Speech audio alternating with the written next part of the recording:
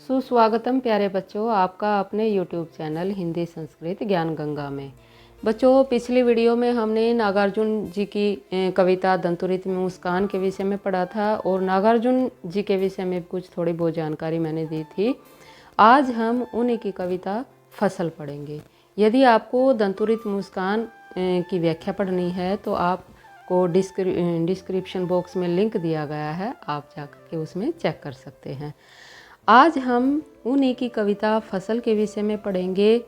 इसमें कवि ने बताने का प्रयास किया है कि फसल किसी एक व्यक्ति की जो है मेहनत का फल नहीं है, उसमें बहुत सारे लोगों की मेहनत और जो प्राकृतिक उपमान हैं या प्राकृतिक जो चीज़ें हैं, सूर्य, हवा, पानी, इस प्रकार सबके सहयोग से फसल का निर्माण होता है। तो चलो बच्चों, शुरू करते हैं कविता। एक के नहीं, दो के नहीं, ढेर सारी नदियों के पानी का जादू। क्या कहा है कि जो फसल है वह किसी एक नदी के पानी से संभव नहीं है निर्माण उसका। उसमें बहुत सारी नदियों का जो पानी है वह उससे जब फसल की सिंचाई होती है तभी फसल का निर्माण होता है। भाव क्या है कि जो हमारे घरों में अनाज आता है, सभी क्षेत्रों में जो अनाज पैदा होता है, उसमें बहुत सारी जो नदियां हैं उसके पानी से उसमें सिंचाई होती है। तो क्या मतलब क्या है कि जो फसल है वह एक नदी के पानी का जादू नहीं है, बल्कि बहुत सारी नदियों के पानी से जब सिंचाई होती है तो फसल का निर्माण होता है। एक के नहीं, दो के नहीं, लाख लाख कोटि हाथों के स्पर्श की महिमा।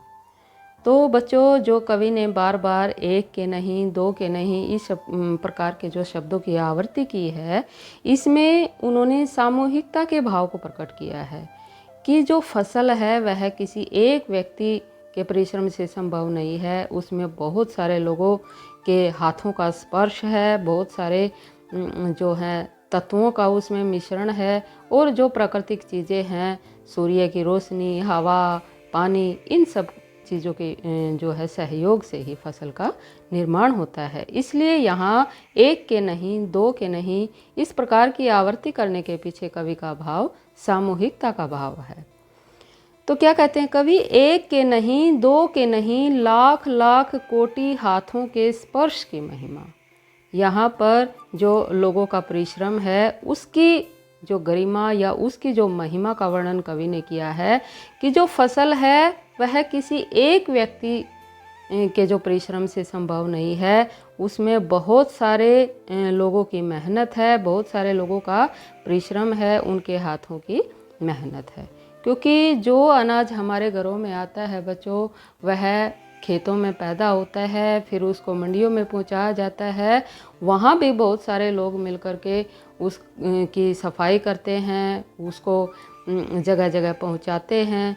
तो इस प्रकार से जो किसान का परिवार है या किसान है वह तो मेहनत करता ही करता है, लेकिन उसके साथ साथ और भी बहुत सारे जो है लाखों करोड़ों लोगों की जो है मेहनत से हम सब के घरों में वह अनाज पहुंच पाता है। तो इसलिए यहाँ लाखों करोड़ों लोगों के स्पर्श की महिमा कह करके कवि ने उसका गुणगान किया है। एक के नहीं, दो के नहीं, हजार हजार खेतों की मिट्टी का गुणधर्म। कि जो फसल है वह किसी एक खेत में पैदा नहीं होती है, एक खेत की मिट्टी में पैदा नहीं होती है, वह बहुत सारे खेतों की जो मिट्टी का गुण है, मिट्टी का जो स्वभाव है, उसके कारण जो फसल है फलती फूलती है। तो यहाँ मिट्टी के गुण धर्म से मतलब है बच्चों मिट्टी का जो स्वभाव है। मिट्टी में बहुत सारे पोटाशियम, फास्फोरस, नाइट्रोजन और भी बहुत सारे खनिज तत्व मिले रहते हैं।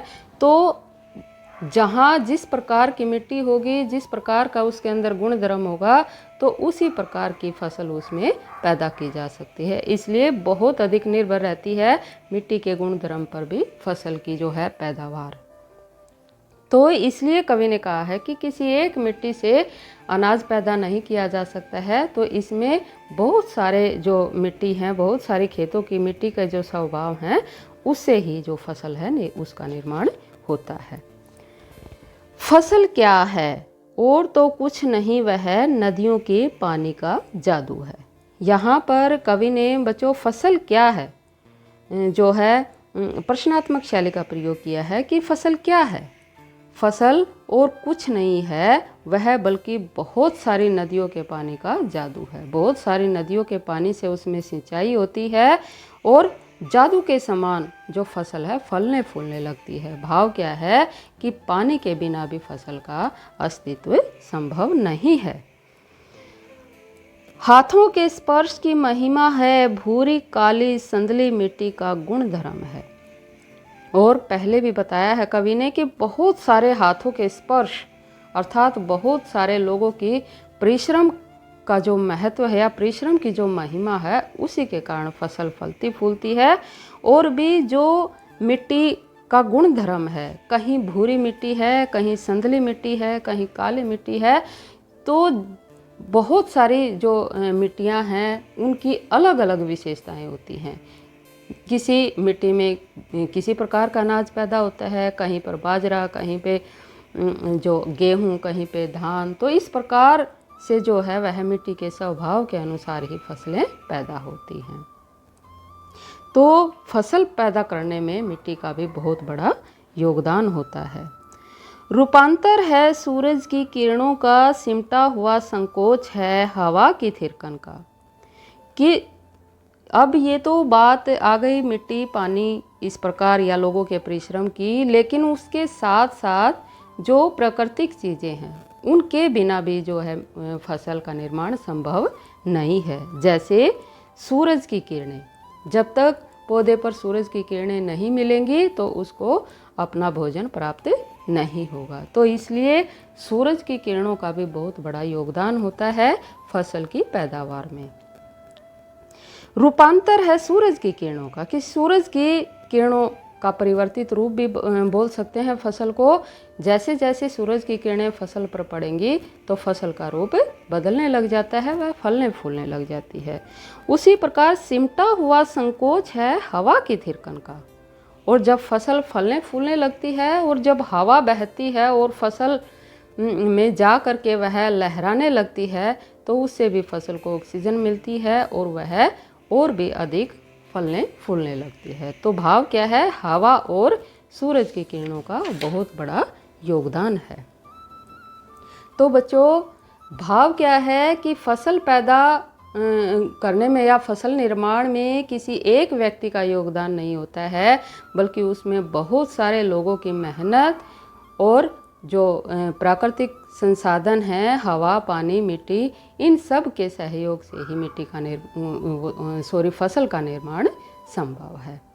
तो यदि बच्चों आपको कविता समझ आ गई है तो आप कमेंट बॉक्स में कमेंट ज़रूर करें और नई नई वीडियो देखने के लिए चैनल को सब्सक्राइब ज़रूर किया करें और लाइक करें और अपने दोस्तों में शेयर करें।